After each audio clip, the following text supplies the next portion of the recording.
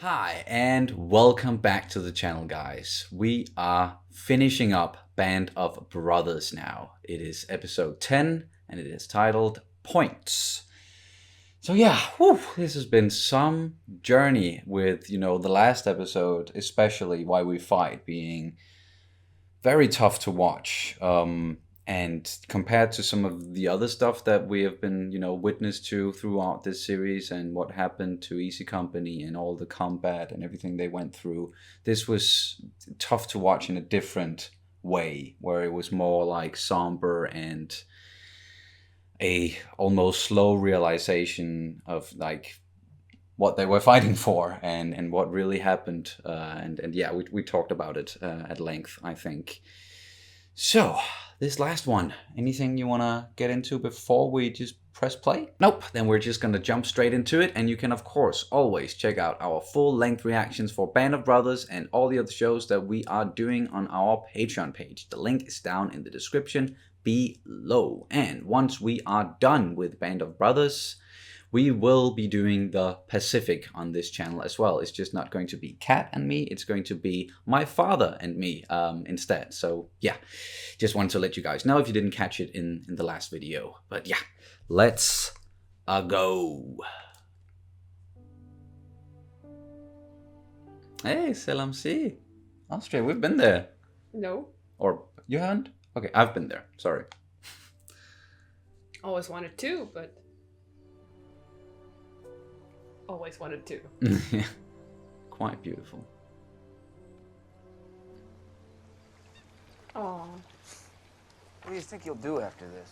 Well, it's funny you should mention it, because I had a meeting with Colonel Sink. Really? Yeah, discussed the possibility of staying. Oh, he is extremely good at his job anyway, so... What do you think about New Jersey?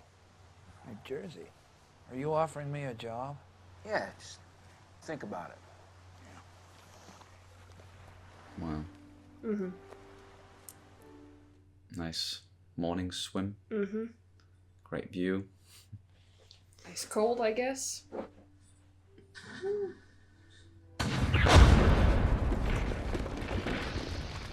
That When are we expecting the engineers to arrive? Half an hour ago. We're stuck here until they do, Nix.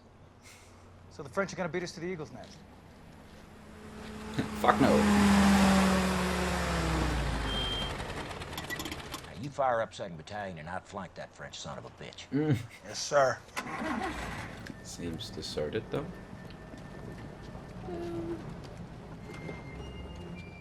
Oh, white flags. Exactly. No.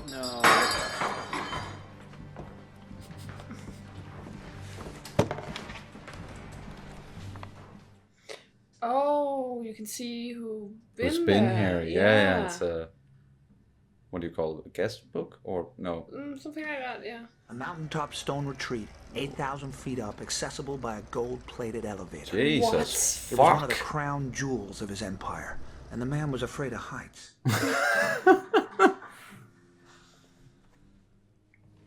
Looks like a dungeon almost. Oh, Damn, look at that.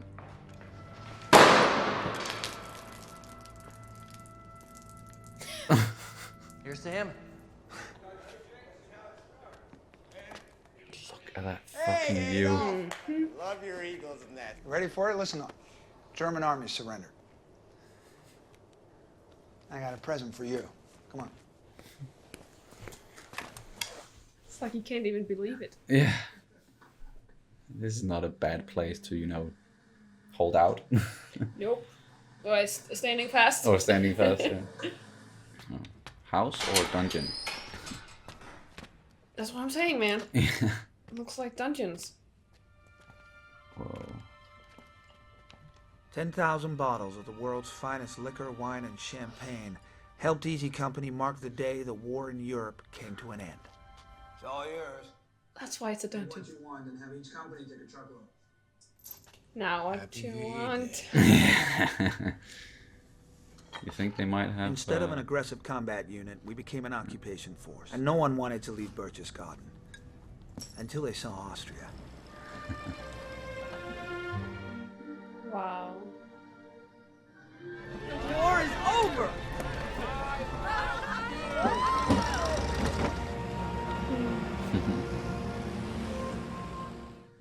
You can definitely see where we are now, in the Alps, and just with the architecture and everything. We'll be comfortable here. You think? Please accept this as my formal surrender, Major. It is better than to lay it on the desk of a clerk. You may keep your sidearm, Colonel.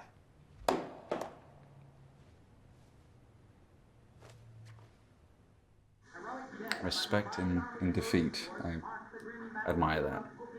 Along the Jap southern defense Oh, line, the yeah. Yanks progress slowly, facing one of the fiercest artillery barrages of the war. The Pacific. Gained by sheer grit in the face of withering fire from a suicidal enemy being slowly hammered back into the hill. They had it even fucking worse. Over Japan, a victory that can only be won by worked war bonds and heroic sacrifice. Or 2 big-ass bombs. Sure. How many points you need? 15. No Purple Hearts, never was injured. Oh. On this, the anniversary of D-Day, he has authorized a lottery to send one man home in each company, effective immediately. For Easy Company, the winner is... Lottery. Sergeant Darrell C. Powers! Oh!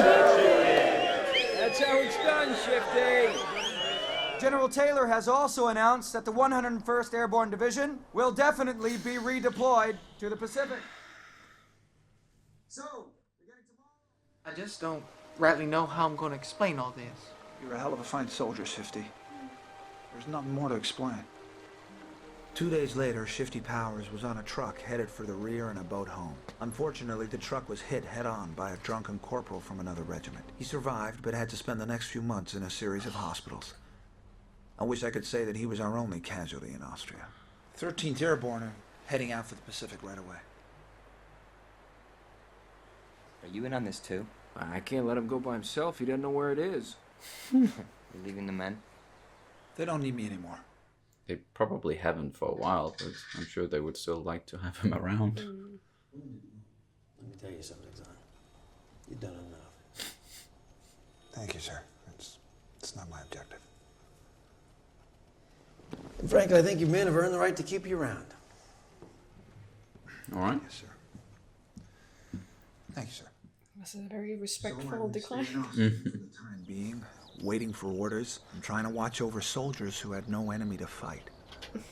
Is this personal to you? No, it's a goddamn order. From who? Does Major Winters know about this?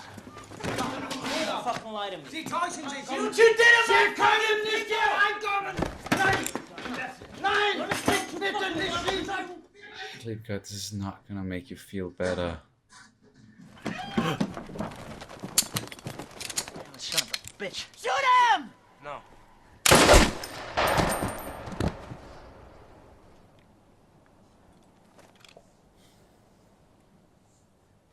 I think I was in every country, but France was the best.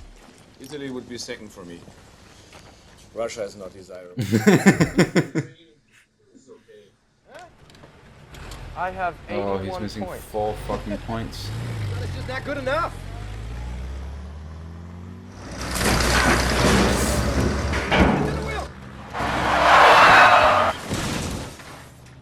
Oh, Jesus. Oh no. No. Private Janovac. No, he fucking died? He was dead when they brought him in. Oh no. He was 10 points short. The enemy had surrendered, but somehow men were still dying. They wouldn't give me any gas. Krauts. Dude. Hold on a second now, right?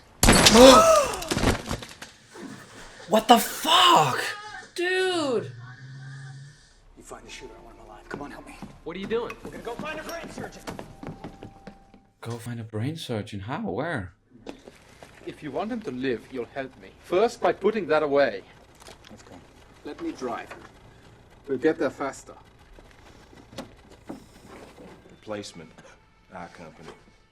Oh, he's a replacement. What? talk to an officer, you say sir.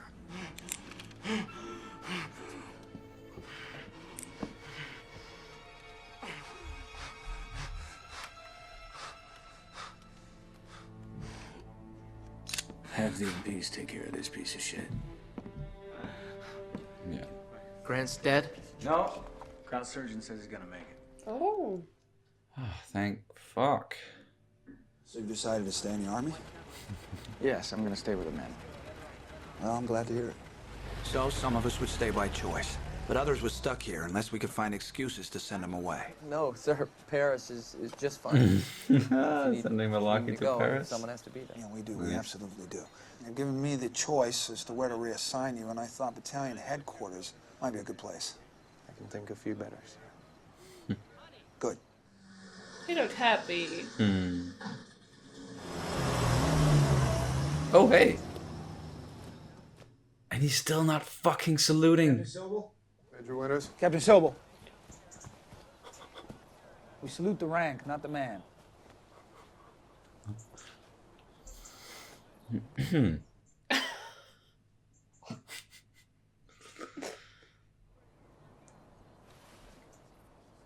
Männer, We're a special group. die ineinander einen Zusammenhalt gefunden hat. We found in one another a bond that exists only in combat.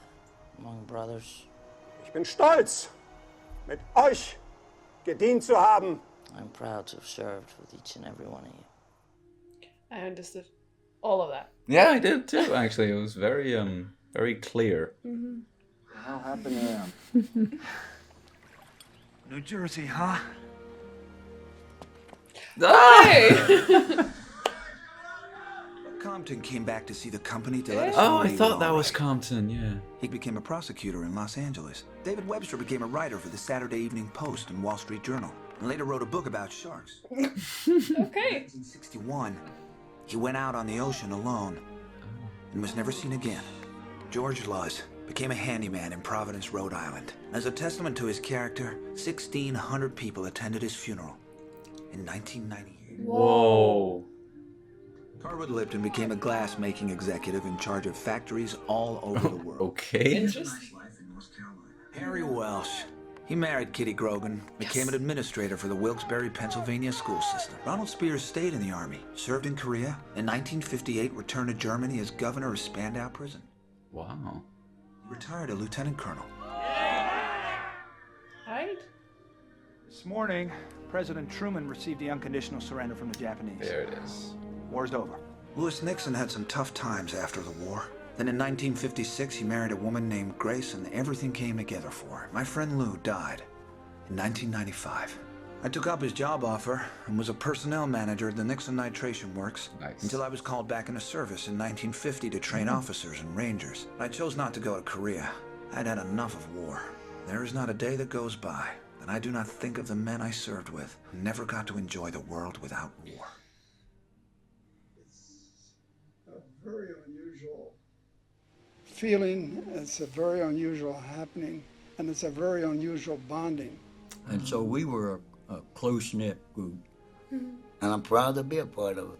I cherish the memories of a question my grandson asked me the other day. Grandpa, were you a hero in the war? Grandpa said no, but I served in a company of heroes.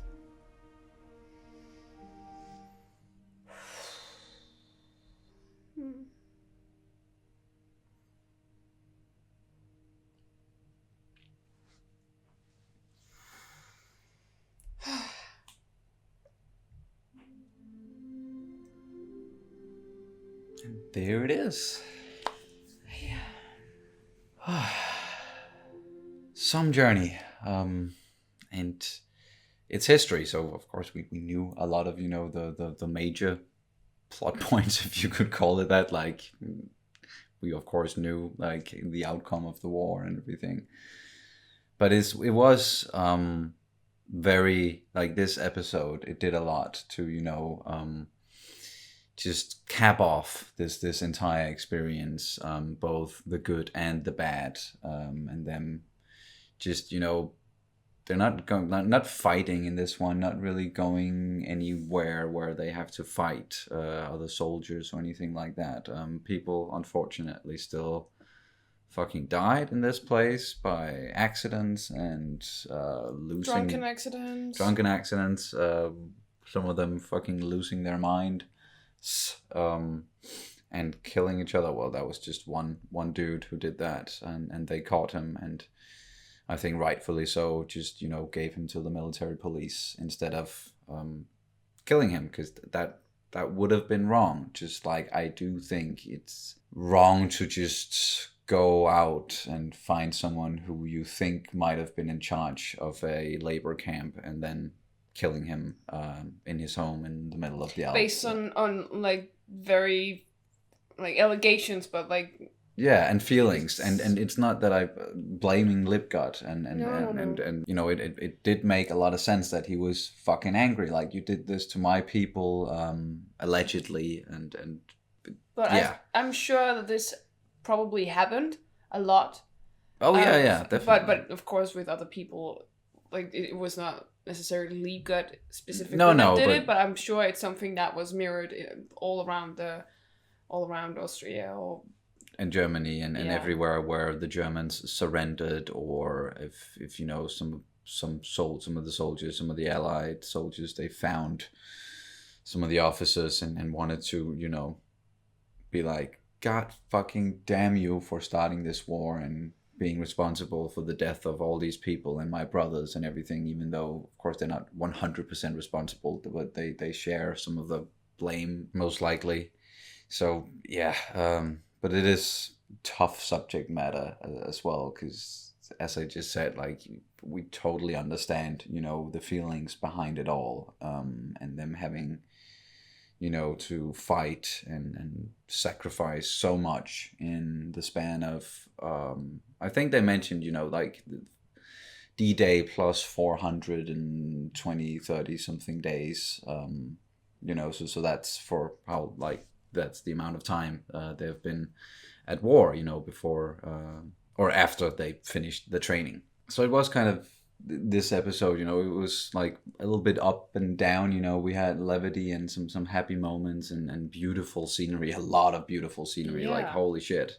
But, you know, they sprinkled in like these just nuggets of tragedy and despair still, because even though the war was essentially over, like, just the wounds, you know, both physically and mentally, especially mentally, they are not, you know, they don't heal overnight at all. Some of them might be marked for some time, or they might be marked forever.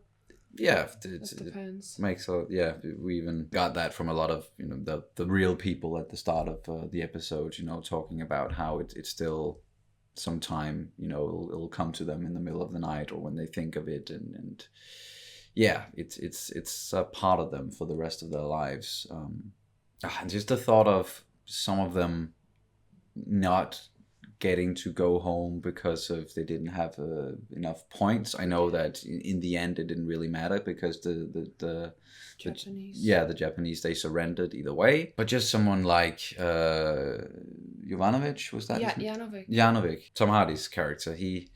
Someone like him, just 10 points short. 10 points short, and having to stay there, and then a freak fucking accident. Barrel rolls out in the middle of the road and they swerve, and yeah, it was just very unfortunate. Very unfortunate, yeah. And anything that could have gone wrong in that situation, probably, yeah, that's what happened. Yeah. And he was dead before they even got him to the hospital, I think.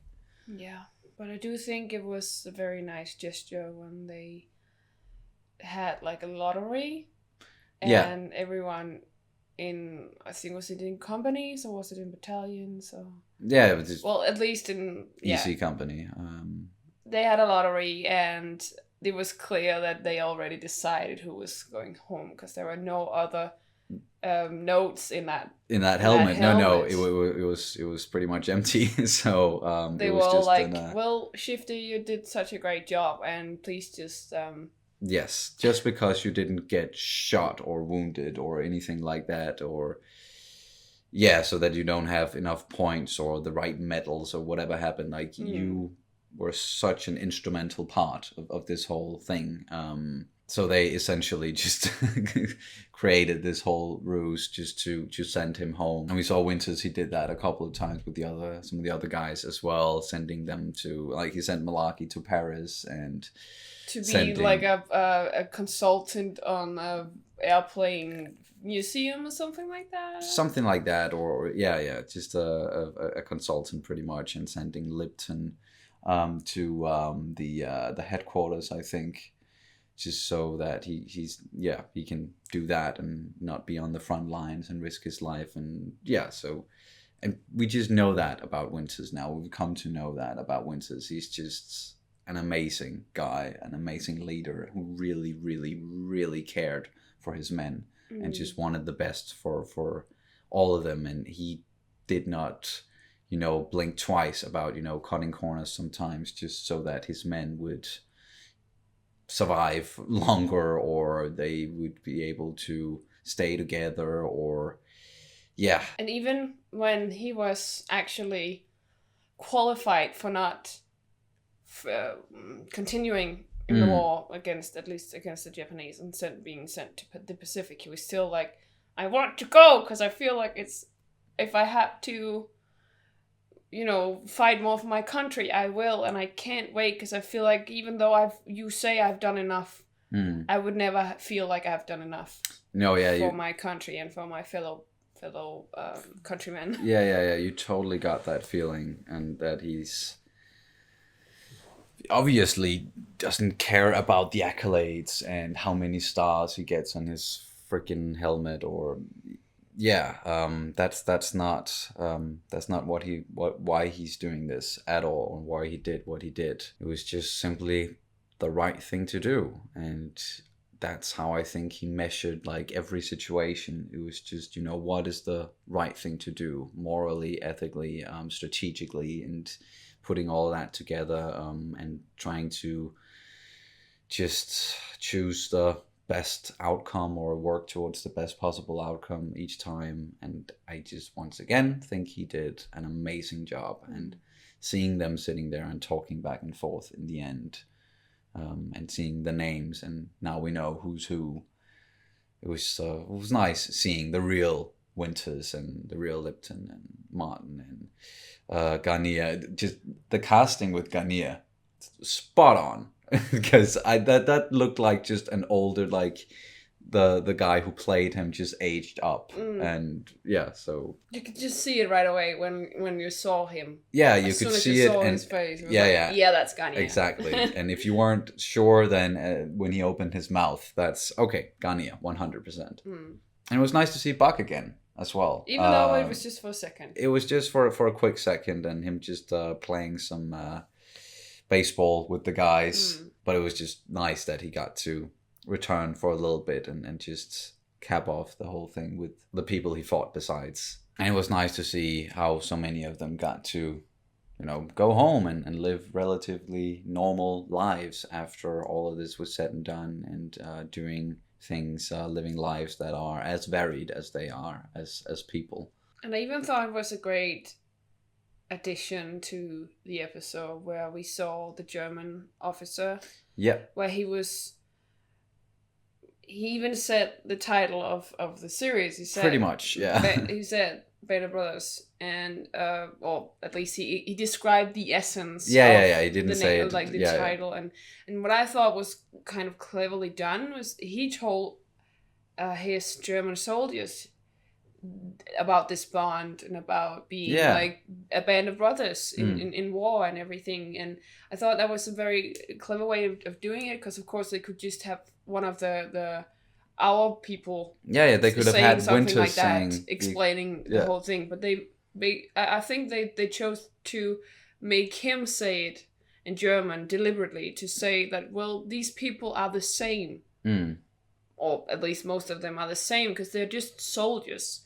And they have this bond, and it's kind of the same bond across borders. Like, it's like mirrored in every nation that fights. And you don't have to be the enemy. You will probably, you're still just people, right? And you still feel this camaraderie. Of course. Camaraderie. It sounded wrong when I said it, but yeah. Well, they all experience it, and it doesn't matter if you see them temporarily as your enemy. They're still people, and of course, it's people and SS officers. But you know what I mean, right? It's just like yeah. For the most part, people are just soldiers fighting their war. Yeah, fighting for their country or fighting for whatever they believe is right, fighting for someone, something, or just fighting for the one next to you, you know, fighting for your brothers and just trying to keep alive in the moment right now. And that is the kind of bond they were talking about, I think, and you explained it as well, you know, just the way they chose to have the German general say all of these things that could just as easily, you know, apply to Easy Company and everybody that we know, and they could have had Winters say the exact same lines pretty much and the exact same things. But just hearing it like this and having Liebgard translate it, even though we actually understood it, it's just a very nice way of doing it, I think. And you could definitely see you know, Winter's reaction to all of this, and Spears as well, and Liebgard, you know, as they were talking and listening, that, yeah, right on. This is exactly what I would have said, or what we would have said to our soldiers as well, and to our people. And there was a lot of honor in defeat in this one with or, you know, there were some cases with the Germans being like, we're gonna accept this defeat graciously. The general did not want to surrender to Babe Heffron, I think. He was only a private. Yeah, or something. He wanted to surrender to someone of higher rank. Otherwise, it would have been kind of beneath him or something to that extent. But you know, that aside, it was just a lot of honor in defeat, as I said, and I liked that. We even saw Sobel. Yeah, that's right. He and Winters got to give him a little, no, like, you salute the rank, not the man. I'm a major now, you're a captain. I'm above you. Fucking salute. Mm-hmm. Otherwise, that might almost count as treason, right? Yeah, I don't know, yeah. But anyways, do you have anything you want to add to Nope. Fair enough. Oh, yeah, maybe. Oh, sorry. Okay, yep, go for it.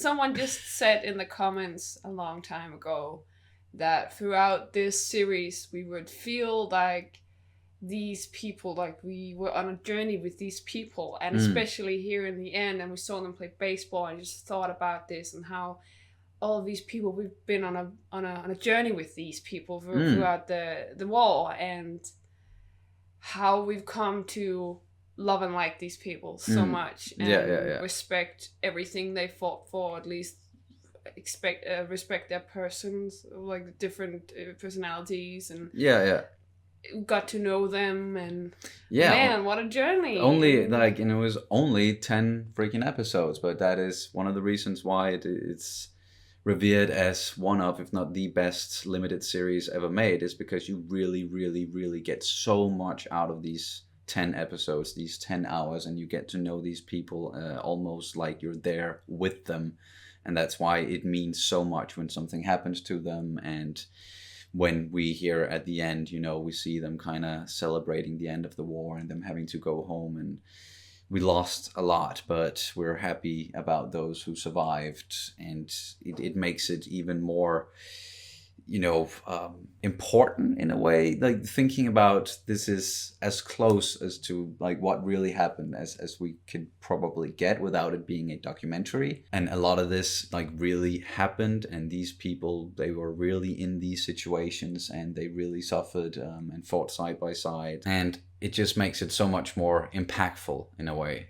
And now, as I mentioned up top, that we are done with Band of Brothers, Kat and I, my father and I are going to continue The Pacific. But before we do that, we are going to watch the little documentary, Band of Brothers documentary, My Father and I. It's going to be exclusive on Patreon, so we hope some of you will want to check that out as well. If not, then The Pacific will definitely, you know, it will come out on YouTube, and it will take over from Band of Brothers. So, you know, this time next week, it's going to be first episode of the Pacific. And with that all out of the way, we would just like to say thank you guys so much for watching and following along, you know, on this journey and how we, you know, experience this series. And we know that it means a lot to so many people out there. And we're very glad that we finally had the opportunity to watch it and really dive into it. It was a rough ride at times and it was tough to watch, but it was also something that we just really wanted to watch and to experience, as I said. So once again, thank you so much, and we will see you very soon. Bye. Bye.